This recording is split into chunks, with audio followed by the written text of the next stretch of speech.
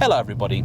I wager that if you were to ask anybody to compile a list of the greatest cars of the last 25 years, somewhere in there will be an E46 generation BMW M3. But were you to ask me, I'd tell you this is in fact one of the most overrated cars of all time. An opinion that I've held ever since I owned one about 8 years ago. And so, with the car about to approach its 25th birthday, I figured this was the perfect opportunity to get back behind the wheel and see whether in this episode I'm going to make like a politician and do a U-turn, or I'm going to stick to my guns. Either way, it'll be interesting.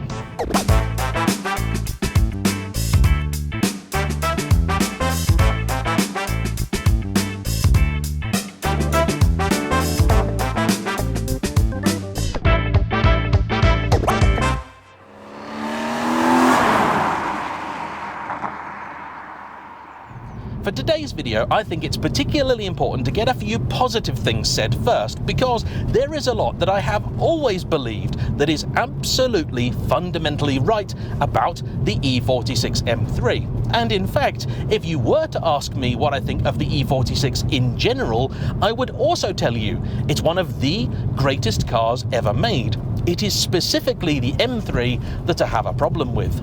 But before we get on to that, every single time I see an E46 M3 out in the wild, I stop, take a moment and drink in those perfect Germanic proportions. This is a car that over a quarter of a century since the shape was launched still looks absolutely sensational. Just like its bigger brother, the E39 Generation 5 series, this is a car which is maturing spectacularly. And I think it only helps that just about every year that passes, BMW seem to introduce something ever wilder to their catalogue that makes us all look back at the past and go, you know, we didn't know how lucky we were. Over lunch, Robert the owner also brought up the, I think, all-important question of how much power do you really need for a road car anyway? And I said to him, well, in terms of overall performance for something which is meant to be usable day-to-day, but which you can still enjoy, have fun in, but without fearing for your life, this is just about perfect. The book will tell you this car weighs 1,495 kilos, which compared to many of its successors is already light. In reality, it's about 1,560 kilos. In other words, it's something like 200 plus kilos lighter than the modern day M2. From that legendary 3.2 litre naturally aspirated straight six, you'll get 340 odd horsepower and about 270 pounds-feet of torque. That's 370 newton meters.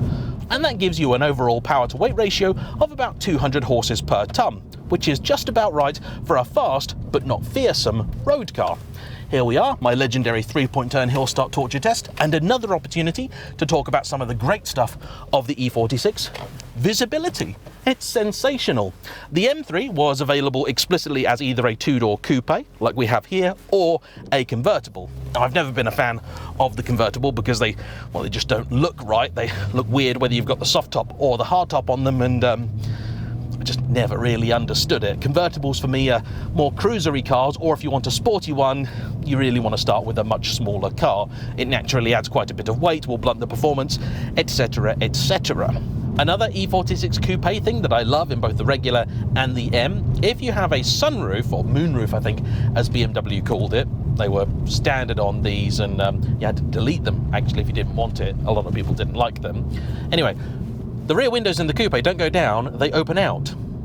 And that means that with the roof open, and those open, you get this wonderful gentle breeze throughout the cabin without any buffeting. And on a summer's day, that's lovely. For your transmission, BMW then offered either the 6-speed Getrag manual, as we have here, or a 6-speed semi-automated box called SMG, which for this car was in its second generation. Now, debates will rage about whether the SMG box is actually any good, and in later years I've become something of a proponent of single-clutch automated manuals. However, I haven't driven any of the BMW systems for quite some time, so I can't really say whether it's any good or not. If somebody out there has either an E46 with it, or perhaps an M5 or M6 with the V10 and the SMG3 box, I'd I'd quite like to go and revisit one of those, but here and now, this box is okay. Although it should be said that there are a couple of important things about this car I need to point out. First of which is that its owner Rob bought it a couple of years ago, and though it had been very clearly cared for by its previous owners, there were a few things that needed doing, to which he has then added a few things of his own. This has been a combination of maintenance and modification, and on the maintenance front he's done things like making sure all the bushes and linkages in the gearbox are nice and fresh, and as a result it's actually quite nice. Not all of them are this way, and truthfully I've heard a lot of people deliver a lot of opinions about the gearbox in these, and the fact is they're all right, because I've driven some and the gearbox was terrible, I've driven some and the gearbox was really nice, so I think we can safely say it's variable. Having now owned two E46s, a 330ci Club Sport and later my M3, getting back into one feels like dropping yourself into your old childhood family favourite sofa. It's just a cosseting and very familiar interior. But with my journalist hat on, I also have to say it's a high point of automotive design.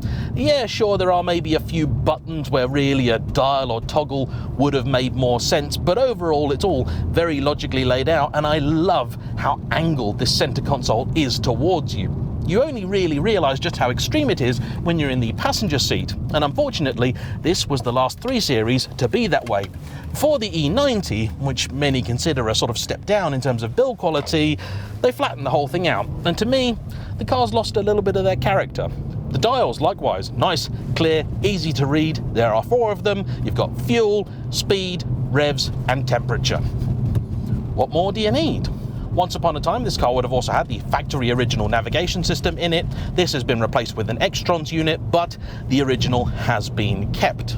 Having had the opportunity to own both the regular and the M variant of the E46, you also become aware of all the many changes that have been made to the car, including the fact the wing mirrors are now round rather than the sort of more square layout. The seats are quite different and a highlight. Though I'm not really fond of the silver exterior colour of this car, it is in very good condition, and the interior likewise is spectacular.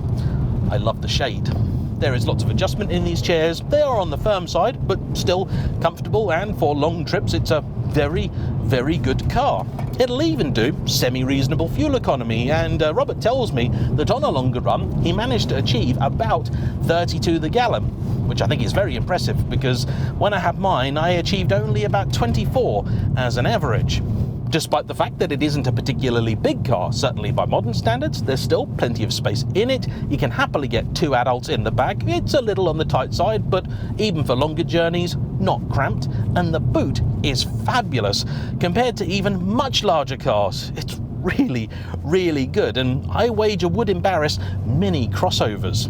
I have also really glossed over it a little bit, but that engine up front really is a masterpiece. BMW call it the S54. Its block is iron, the heads are aluminium, and it revs to 8,000 RPM. And in its day, it was considered one of the most advanced engines in the world. Displacing just the 3.2 litres, it made over 100 horsepower per litre, and this particular car was recently dynoed, where it made 325 horsepower at the flywheel. So I can confirm it is a healthy engine. And from here, it really feels it. Now, one of the really common things people like to do with these cars is put an exhaust on, but Rob has done the sensible thing. He's left the exhaust standard, and that's wise for a couple of reasons.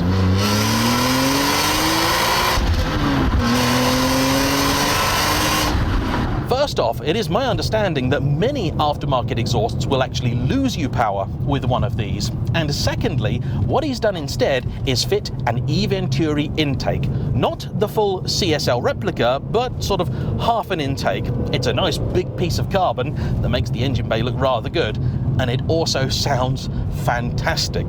The car has then been fitted with a shorter final drive, now a 4.1, meaning I think it's about 12% shorter than standard, and you really do feel it. Not only does it give the car a little more spring in its step, but it also means you can enjoy that noise all the more often. And it is a really good noise.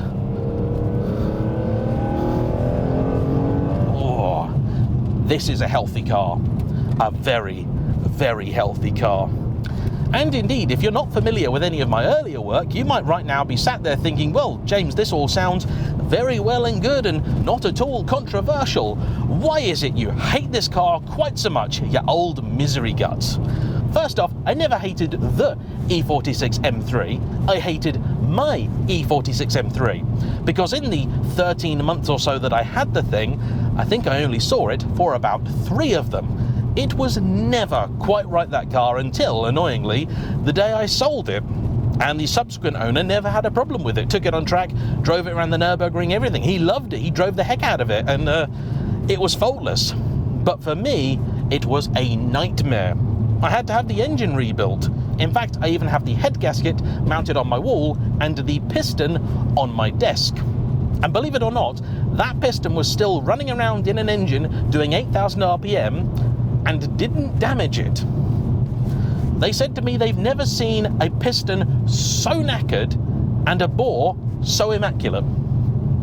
However, the problem was, and I discussed this a little bit in my Ferrari 550 update video, the M3 always seemed to want something out of me. There was always something new. In fact, only 2 weeks before I actually handed it over to its new owner, it cracked a spring. In fact, the same thing also happened to Robert, and so this car is now sat on a set of fresh factory Sachs dampers, but with 10mm lowered eye-bag springs, which I think is probably just about right for it. But the issue was, for me, that the E46 M3 was a car that, simply put, wasn't anywhere near special enough to achieve the forgiveness factor. That sensation you get when a car comes back for the umpteenth time, having cost you untold amounts of money and misery and suffering, and you get in it, you drive it, and you go, yeah, there, it's okay. My Lotus Evora had it, in spades, luckily for that car. My Ferraris all have it.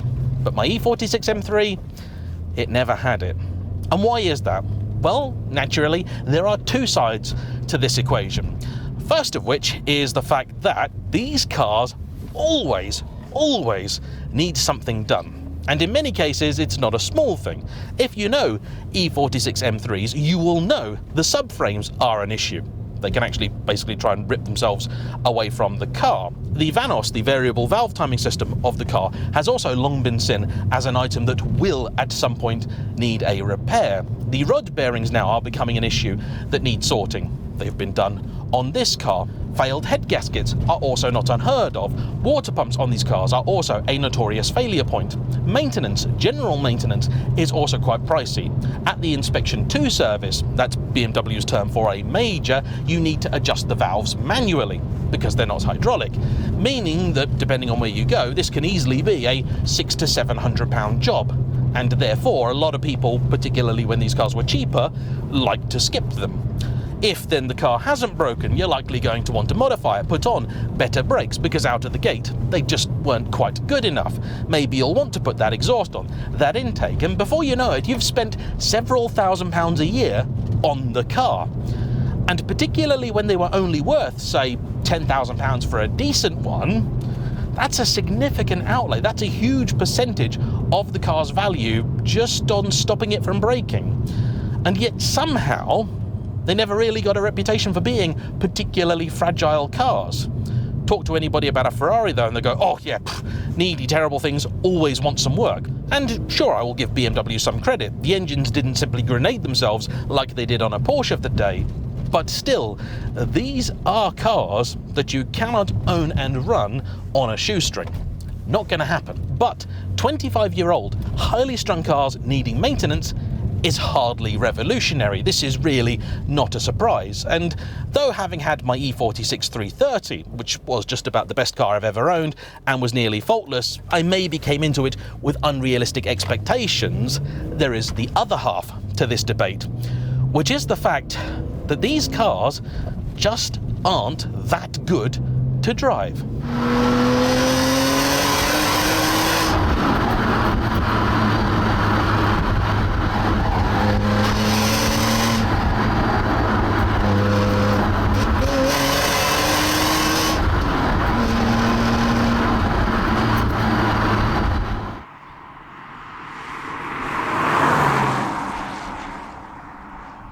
Is it quick? Absolutely. Does it feel stronger than the numbers would suggest? Yes. And is it more than fast enough for the road?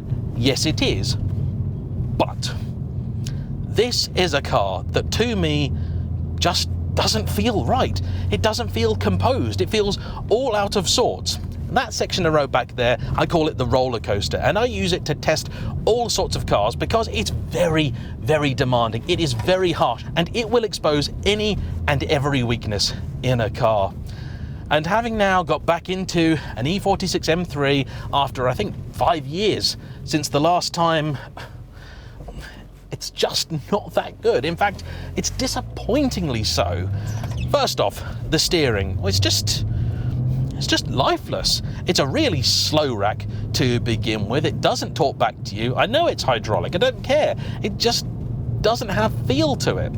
This one is also sat on a set of, I actually really quite like the look of them, Bowler 18s, because Rob, the owner, like me, agrees that 19s are probably a size too big. It's also on a square setup, 2, 4, 5, 40s all round, which means at the front they're slightly wider and taller than they should be, and at the back they're slightly narrower. Even so, the suspension feels just far too harsh. The car is jittery. It's trying to bounce out of its own way. It's just wrong. It feels like I've engaged a sport mode that it doesn't have. One of the reasons I always like these cars is their mechanical simplicity, but the fact is, it's just not right. And before you tell me, yes, I know there is a sport button down here, but all it does is change the throttle from a pedal into a switch. I hate it, and so does Rob. And look, I know it's not all that bad. The visibility is excellent, the car is perfectly sized, you can place it nicely, and boy, does it go well. And I know, if you're Chris Harris, you can get it to achieve ludicrous angles of slip, but I'm not Chris Harris. This is the road. It's the wrong place for that. And it just feels like a car that is constantly on edge. I mean, just listen to it. This is actually a relatively smooth piece of road, and still the car is just undecided as to what it wants to do. It's all over the shop. Windscreen wipers work really well though. It was actually off the back of my E39 540i review that Rob approached me to drive his car, knowingly brave because he knew what I said about these cars in the past. And the good thing is, Rob's a star. First off, for bringing me the car in the first place, and also we already said it doesn't matter if I don't like it, because he likes it. And that's the only thing that really, truly matters. If you've got an E46 M3 and you really like it, that's fine, that's great. But please, don't tell me the steering is brilliant, because it's not. Go and drive basically any Porsche of this era, particularly a Boxster 911 or maybe a later Cayman. They're far better. Try a Lotus. Miles better. In fact, even the later Mercedes CLS 63 I went out in this morning, I think might have had better steering. I've been spending a lot of time in Aston Martins recently. Again, better. It's the slowness of the steering. That's what's really getting me. That first sort of eighth of a turn doesn't really do all that much. The pace is impressing me. I will say that once again because, well, it's true. I also did have a moment of panic earlier because as we were doing the drive-bys for one of them, Rob came past quite slowly, and I had flashbacks to one of the last times I reviewed one of these cars. I'd just sold my own and I'd said about how much I thought they were overrated. So a chap said, well, come and drive mine and hopefully you'll see the error of your ways. So I drove his, and then as we were doing the drive-bys, the car started running badly. So a couple of months later, somebody else said, right, don't worry about it, that was just bad luck, and to be honest, it turned out to be like coil packs or something. He said, come and drive mine. So I went to drive his, got in it, and the thing was not idling right. And it turns out that he'd had the Vanos replaced, which wasn't broken, by Mr. Vanos, and the new Vanos had broken. So he'd spent £1,000 to break his car. I mean, oh...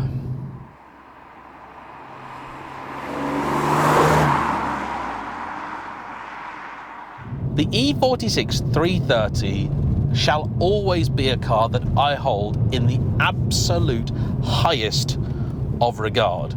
I love it so much. But it's a very nice, ordinary car trying to do an ordinary job, and it does it very well. The way people talk about these, they make it sound like they are the second coming on four wheels. And simply put, they're not. They're just not. Next up, I need to revisit the E39 M5. And one day I want to try an E34 as well, because they're impossibly cool. But the E39, I think, really needs a revisit. And I haven't even mentioned, have I, that the prices of these have gone up by quite a bit. And look, if you're really into it, you really, really want one, go buy one, do it. But buy wisely, buy cautiously, because a bad one of these has the ability to turn into quite the money pit. A good one will look after you, and if it puts a smile on your face, that is all that matters. So I'm afraid, most unpolitician-like, I am going to have to stick by my guns on this one and say that, yeah, BMW E46 M3, most overrated car ever. Sorry. Anyway, I want to say a big thank you to Robert for coming out, and as ever, to you for watching. Don't forget to hit the like button, comment down below, I'll see you there because it might get spicy, and I'll see you for the next one. Bye-bye.